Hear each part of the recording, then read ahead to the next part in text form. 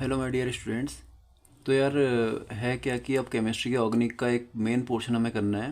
देखो ऑर्गेनिक काफ़ी marks contain करती है क्लास 12th के एग्ज़ाम में।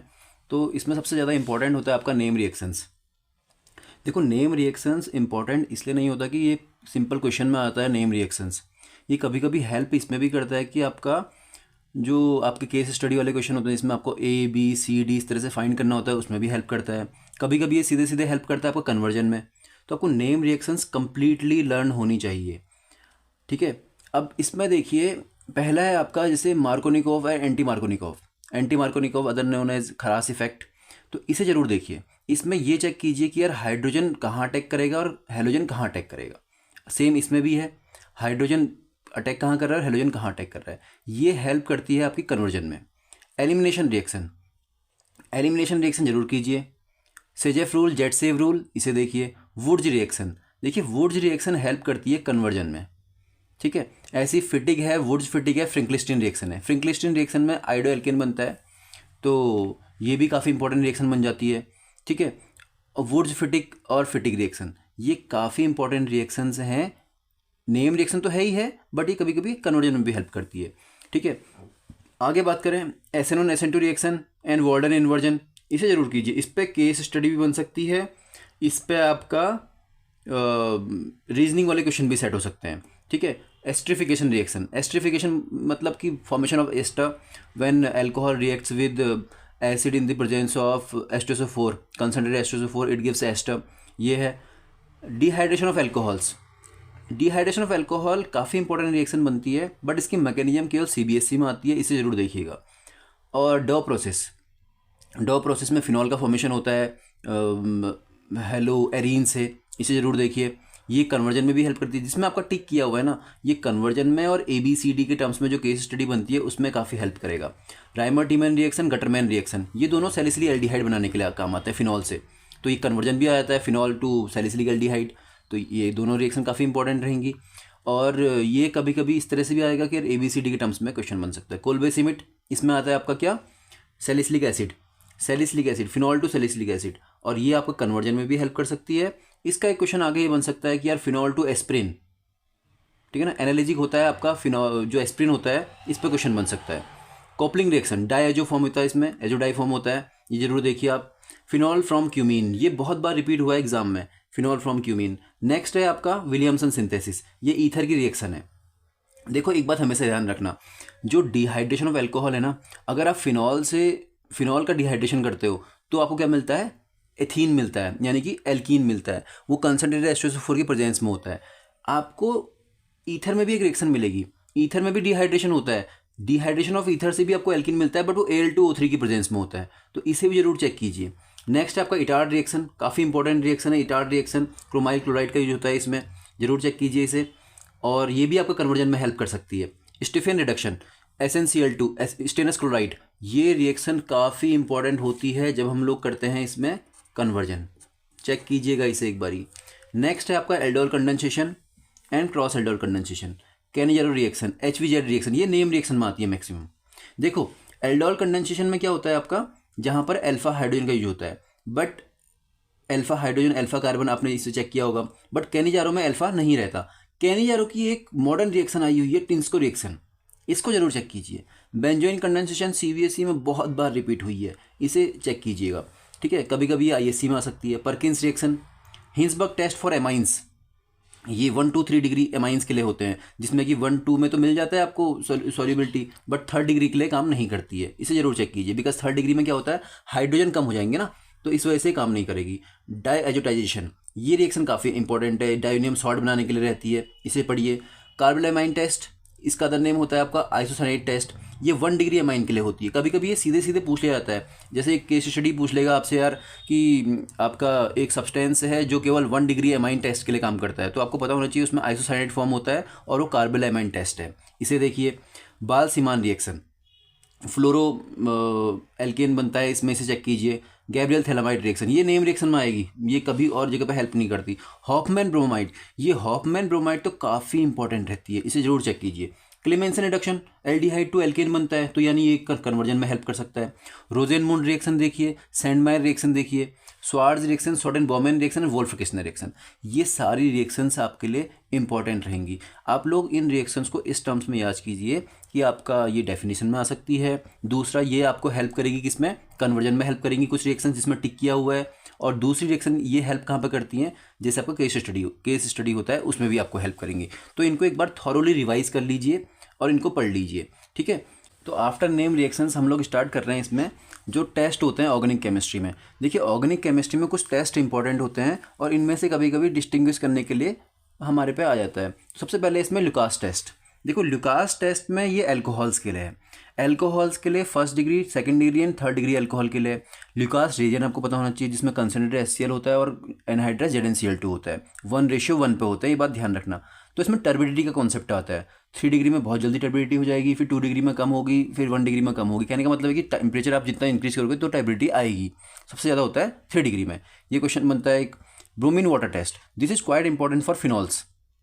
फिनॉल्स में क्या रहता है, जब इसमें रिएक्शन करता है Br2 वाटर से तो इसमें मिलता है 2,4,6 ट्राई ट्राइब्रोमोफिनॉल। ये होता है PPT मिलता है, ठीक है। 2,4-DNP टेस्ट, ये काफ़ी इंपॉर्टेंट है एल्डिहाइड और कीटोन्स के लिए, ये बहुत बार पूछा जाता है, इसे चेक कीजिए। डाइनाइट्रोफिनाइल हाइड्रोजन, इसका फुल फॉर्म होता है DNP का, और इसमें मिलता है ऑरेंज येलो कलर। देखो आपको ये पता रहना चाहिए, अगर आपको कुछ नहीं आता ना एग्जाम में, आप रिएक्शन नहीं करो, अगर ये टेस्ट आ गया तो आप लिख दीजिए इसमें ऑरेंज येलो कलर जो इसमें फॉर्म होता है। टॉलेंस टेस्ट, देखो टॉलेंस टेस्ट भी काफ़ी इंपॉर्टेंट है। टॉलेंस टेस्ट को रिवाइज कीजिए। टॉलेंस और फेलिंग जो ये दो होते हैं, ये दोनों ऑक्सीडाइजिंग एजेंट होते हैं। ये क्या कर रहे हैं, ये एल्डिहाइड्स में हेल्प करते हैं, ठीक है ना। देखो टॉलेंस टेस्ट एस्टेल्डिहाइड देगा, कीटोन नहीं देता। फेलिंग टेस्ट भी एल्डिहाइड देगा, एस्टेल्डिहाइड देगा, एल्डिहाइड्स देंगे बट कीटोन्स नहीं देंगे, ठीक है। तो इन्हें ध्यान रखिए कौन नहीं दे रहा है टेस्ट। अब स्टोरी क्या है कि यार आपको टॉलेंस टेस्ट और फेरिंग टेस्ट रटे हुए होने चाहिए। टॉलेंस टेस्ट में क्या है, हम लोग अमोनियम निकल सिल्वर नाइट्रेट का यूज करते हैं। इसमें आपको सिल्वर मिरर मिलता है, यानी सिल्वर मिलेगा प्रेसिपिटेट फॉर्म पे और आपको एल्डिहाइड से एसिड का फॉर्म होगा, यानी ऑक्सीडेशन हो गया। ऐसी फेलिंग टेस्ट है। फेलिंग टेस्ट में आपके दो रिएजेंट्स होते हैं, Fehling A, Fehling B. Fehling A में होता है aqueous CuSO4 and Fehling B में होता है रोसेल सॉल्ट, ठीक है। ये भी आपको क्या करेगा, इसमें मिलता है रेड PPT ऑफ Cu2O, इसे ध्यान दीजिए फेरिंग टेस्ट में। नेक्स्ट करता है इसमें आइडोफॉर्म टेस्ट। अब समझिए बात को, अगर जो कीटोन नहीं दे रहे थे आपका फेलिंग और टॉलेंस टेस्ट, वो देते हैं सबके सब क्या, आइडोफॉर्म टेस्ट। इसे स्टार मार्क करके रख लीजिए, ये काफ़ी इंपॉर्टेंट बन जाता है। कीटोन सारे के सारे आइडोफॉर्म टेस्ट देंगे। देखिए कीटोन का फॉर्मेशन है ना यहाँ पे, इसे ध्यान दीजिए, ठीक है ना। और आइडोफॉर्म टेस्ट वो भी देते हैं कितने, जो आपके इथेनॉल होता है यानी कि अल्कोहल्स भी देते हैं। ये नेक्स्ट वाला अल्कोहल के लिए है, ये कीटोन के लिए है, ठीक है। आइडोफॉर्म टेस्ट में क्या होगा, अगर आइडोफॉर्म टेस्ट है, कोई कीटोन है वो रिएक्शन कर रहा है NaOH + I2 से, तो मिलता है इसमें CHI3, ठीक है ना, येलो कलर का मिलेगा, ओके। बाकी जो एक्स्ट्रा सब्सटेंस मिलते हैं उन्हें देख लीजिएगा। तो ये काफ़ी इंपॉर्टेंट रहता है, ठीक है ना। और ये ध्यान रखिए, ये मिलता है आपको येलो कलर में, येलो कलर में, इसे क्लियर रखिएगा, ठीक है। तो अब इसे समझिए, ये इंपॉर्टेंट है, दिस वन, इस तरह का रिएजेंट होना चाहिए तभी जाके होएगा, ओके। नेक्स्ट है आपका NaSCO3 टेस्ट। ये होता है आपका सोडियम बाइकार्बोनेट टेस्ट। ये ओनली फॉर होता है एसिड्स के लिए। एसिड के केस में अगर ये टेस्ट होता है तो मिलता है CO2S, वो इफरवेसेंस के साथ मिलता है, इसे चेक कीजिए। कार्बोलामाइन टेस्ट हमने बात की थी, एमाइंस के लिए होता है। एलिफेटिक एमाइंस भी देते हैं और एरोमेटिक एमाइंस भी देते हैं, और 1 डिग्री एमाइन देंगे, इस बात को ध्यान रखना, बाकी नहीं देते, क्लियर। इसमें मिलता है कार्बोलामाइन टेस्ट में मिलता है आपका isocyanides, this is quite important. Hinsberg test, अगर हम हिंसबर्ग टेस्ट की बात कर रहे हैं तो ये 1, 2, 3 डिग्री एमाइंस देते हैं, ठीक है। तीनों एमाइंस देते हैं आपका हिंसबर्ग टेस्ट। इसमें एक बात ये ध्यान रखना, हिंसबर्ग टेस्ट में इस बात को ध्यान रखना कि यार जो एमाइंस का केस है, इसमें 3 डिग्री एमाइंस के केस में हमें नहीं मिलता है, रिएक्शन नहीं होती। 1 डिग्री और 2 डिग्री एमाइंस के केस में रिएक्शन होती है, इसे क्लियर रखिएगा, ठीक है ना। नेक्स्ट इसमें आता है एक इंपॉर्टेंट टॉपिक बनता है सीक्वेंस का। सीक्वेंस का बेसिसिटी का ऑर्डर बनता है तुम्हारे एमाइंस में, ठीक है। एमाइन से बनता है बेसिसिटी का ऑर्डर। अगर ये मिथाइल ग्रुप का एमाइन है, मिथाइल ग्रुप का एमाइन है तो 2, 1, 3, इसे ध्यान रखिएगा। 2 degree amine, 1 degree amine, 3 degree amine, अगर मिथाइल ग्रुप का है। अगर इथाइल ग्रुप का एमाइन है तो 2, 3, 1, इस कॉन्सेप्ट को ध्यान में रखना, ठीक है ना। ये और लास्ट में रहेगा आपका NH3। NH3 लीस्ट रहेगा बेसिसिटी के कॉन्सेप्ट में। SN1 रिएक्शन का ऑर्डर 3, 2, 1, SN2 का 1, 2, 3। एसिडिक स्ट्रेंथ की बात करें अल्कोहल की तो 1, 2, 3। डिहाइड्रेशन ऑफ अल्कोहल की बात करें तो 3, 2, 1। ये सीक्वेंसिंग आपको रटी हुई होनी चाहिए, यही पार्ट है केमिस्ट्री का जो रट्टाफिकेशन में हेल्प करता है, ठीक है। नेक्स्ट बात करें हम इसमें एसिडिक स्ट्रेंथ। देखो methanoic acid is more acidic than ethanoic acid than propanoic acid. क्यों? देखो इस वाले एसिड में कोई भी मिथाइल ग्रुप नहीं है, यानी एल्काइल ग्रुप नहीं है। जितने एल्काइल ग्रुप बढ़ते हैं, यहाँ पर एक एल्काइल ग्रुप है, यहाँ पर एक और दो एल्काइल ग्रुप है, जितने एल्काइल ग्रुप बढ़ते हैं उतना एसिडिक कैरेक्टर कम होता जाता है। दैट्स वाई ये वाला सबसे कम एसिडिक होगा।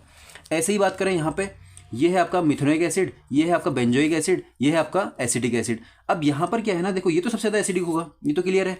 अब इसमें क्या है, ये है आपके पास क्या, फिनाइल ग्रुप। फिनाइल ग्रुप में होता है माइनस आई इफेक्ट, जहाँ माइनस आई इफेक्ट होगा वो एसिडिक कैरेक्टर बढ़ा देगा। ये एल्काइल ग्रुप है, एल्काइल ग्रुप में होता है प्लस आई इफेक्ट, तो इसका एसिडिक कैरेक्टर कम हो जाएगा। दैट्स वाई सीक्वेंस इस तरह से बनता है, सबसे ज़्यादा ये होगा, फिर बेंजोइक एसिड होगा, फिर जाके एसिटिक एसिड होगा। अब बात करें हम अदर सीक्वेंस की, तो एक सीक्वेंस होता है हमारे पास ये, अगर नाइट्रो ऑर्थो में है, पैरा में है, मेटा में है, और यहाँ पर तो है ही नहीं, तो इसमें ऑर्थो वाला सबसे ज़्यादा acidic, then para, then meta, इसे ध्यान में रखिए। अगर हमारे पास नाइट्रो है और क्लोरो है, दोनों पैरा पोजीशन में है, तो नाइट्रो वाला ज़्यादा एसिडिक होगा, बिकॉज इसमें माइनस आई इफेक्ट ज़्यादा होता है। इस तरह से हमारा सीक्वेंस का ऑर्डर खत्म हो जाता है। ठीक है, ठीक है। देखो नेक्स्ट टॉपिक पर हमने करना है डिस्टिंग्विश टेस्ट। डिस्टिंग्विश टेस्ट में आपके पास आपने जो पढ़े हैं वो सबसे ज़्यादा इंपॉर्टेंट होते हैं आपके पास। पहला है आपके पास टॉलेंस टेस्ट, दूसरा है फेरिंग टेस्ट, तीसरा है आपका आइडोफॉर्म टेस्ट। ये तीनों टेस्ट मोस्ट इंपॉर्टेंट रहते हैं, ये आपको रटे हुए होने चाहिए। और दूसरा ये रटा हुआ होना चाहिए कि यार किस में कौन सा टेस्ट दे रहा है। देखो टॉलेंस और फेलिंग दोनों होते हैं ऑक्सीडाइजिंग एजेंट, तो ये क्या कर रहे हैं, एल्डिहाइड होता है, एस्टेल्डिहाइड देता है आपका क्या, टॉलेंस टेस्ट। कीटोन्स नहीं देंगे टॉलेंस टेस्ट, और बेंजल्डिहाइड भी टॉलेंस टेस्ट नहीं देता। अब टॉलेंस टेस्ट देखने का कॉन्सेप्ट आप इसे चेक कर लेना, ठीक है ना। अब यहाँ देखो जैसे एसीटोन और एसिटिक एसिड है, तो एसिटिक एसिड तो टेस्ट देगा तुम्हारा NaSCO3। एसिड का केस आया तो सोडियम हाइड्रोजन कार्बोनेट टेस्ट, एक टेस्ट ये भी है जो एसिड के केस में रहता है। तो ये टेस्ट में क्या रहता है आपका, CO2 गैस निकलती है, ये एसिटिक एसिड के केस में रहेगा, ठीक है ना, इसे चेक कर लीजिए। नेक्स्ट एसीटोन तो देगा नहीं आपका टॉलेंस टेस्ट, तो कौन सा टेस्ट देगा, आइडोफॉर्म टेस्ट देगा, इसे देख लीजिए। अब रही बात आपकी फॉर्मिक एसिड टॉलेंस टेस्ट देता है, इसे चेक कीजिए, ठीक है ना, टॉलेंस टेस्ट देगा। इथेनॉल भी आपका आइडोफॉर्म टेस्ट देगा, एस्टेल्डिहाइड देगा आपका टॉलेंस टेस्ट, ठीक है। अब टॉलेंस टेस्ट में क्या होता है ये आपको बेहतर पता होना चाहिए। एसीटोन देगा आपका कौन सा, आइडोफॉर्म टेस्ट। एसिटोफिनोन कौन सा देगा, आइडोफॉर्म टेस्ट। बेंजोफिनोन कौन सा देगा, ओन जहां लग रहे हैं सबके सब आइडोफॉर्म टेस्ट। आइडोफॉर्म टेस्ट में क्या मिलता है, CHI3 येलो PPT के साथ। एस्टेल्डिहाइड कौन सा देगा, टॉलेंस टेस्ट, क्या मिलेगा, येलो वाइट PPT मिलेगा, यानी कि सिल्वर मिरर मिलेगा, कहने का मतलब ये है, ये रहता है इसमें।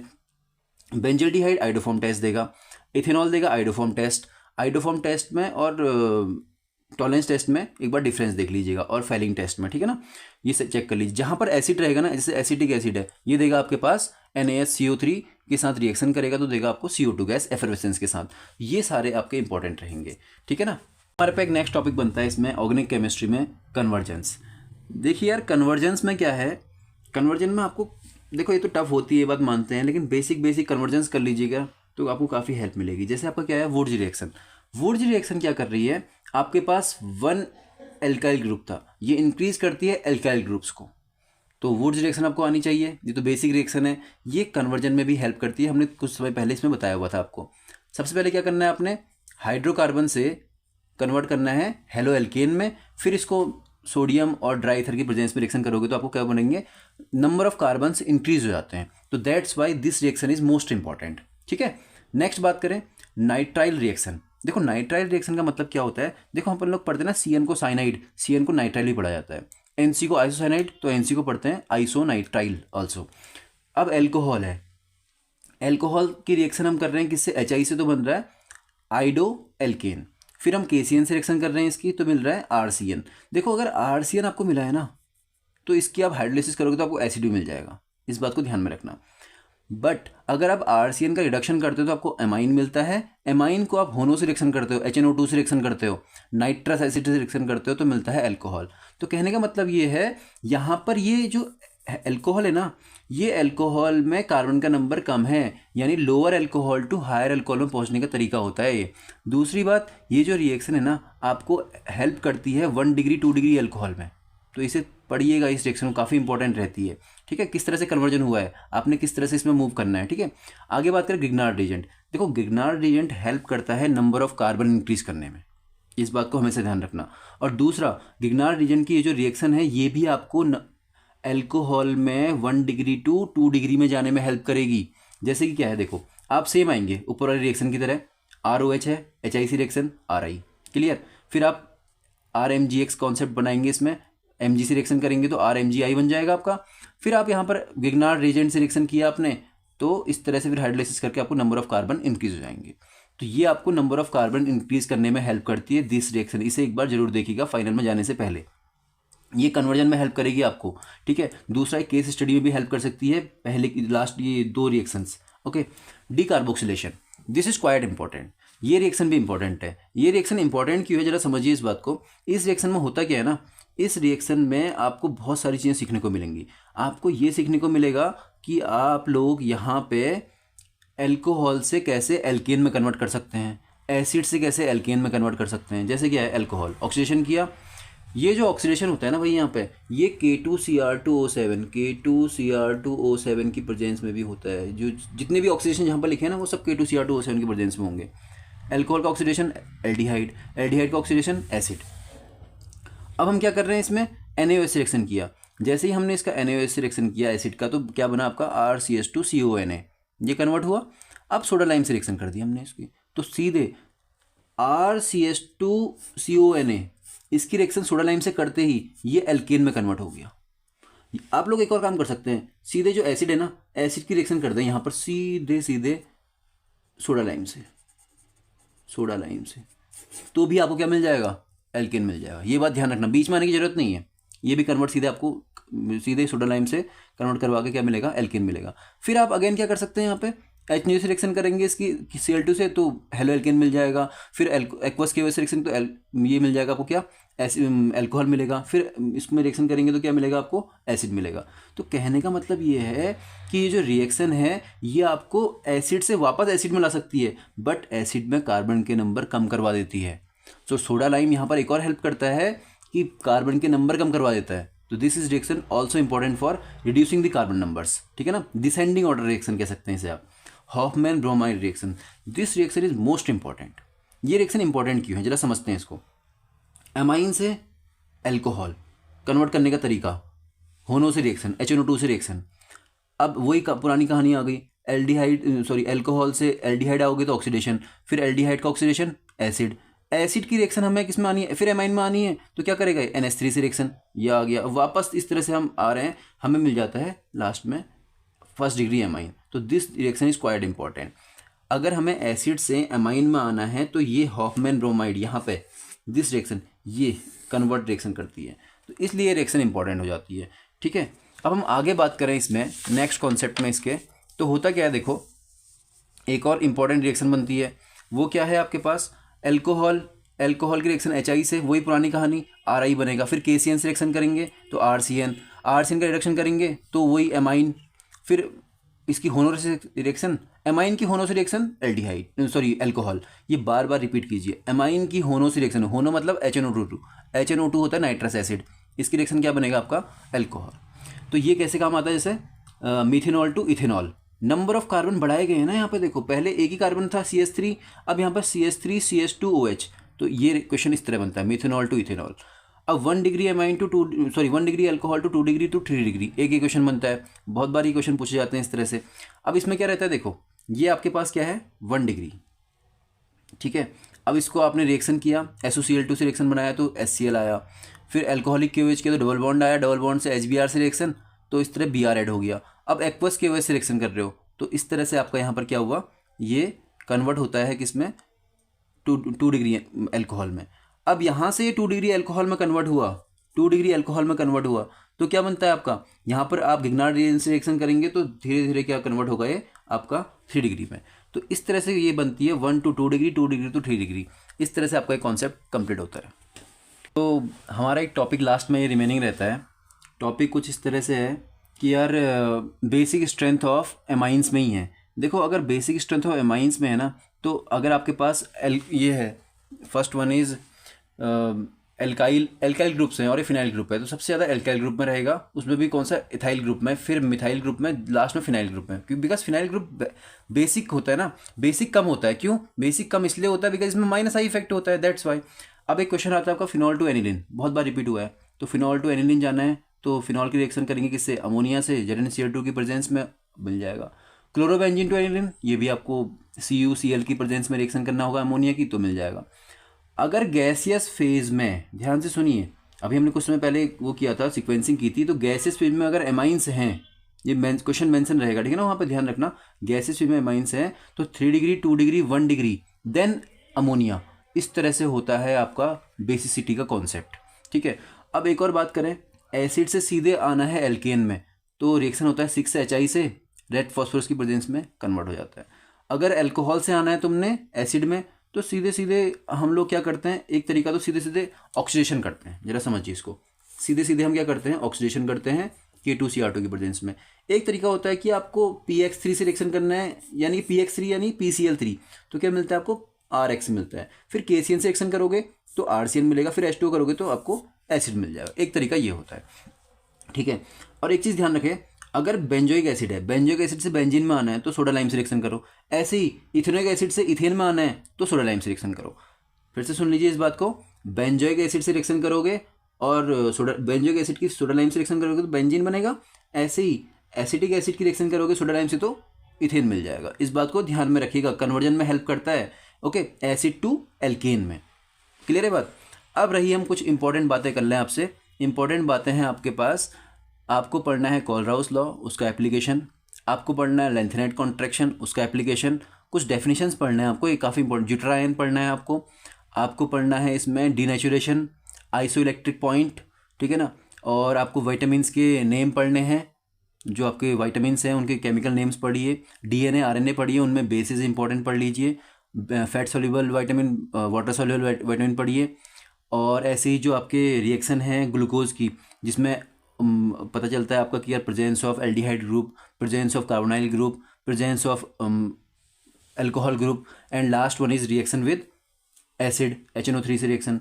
एंड एक और इम्पॉर्टेंट टॉपिक बन जाता है आपका reaction with Tollens reagent and Fehling reagent, किसका, ग्लूकोज का। तो ये बायोमोलिकुल्स में इंपॉर्टेंट रहेगा। फिलहाल इतना पढ़ लीजिए, काफ़ी सफिशिएंट रहेगा आपके फाइनल्स के लिए। All the best to all of you, thank you very much.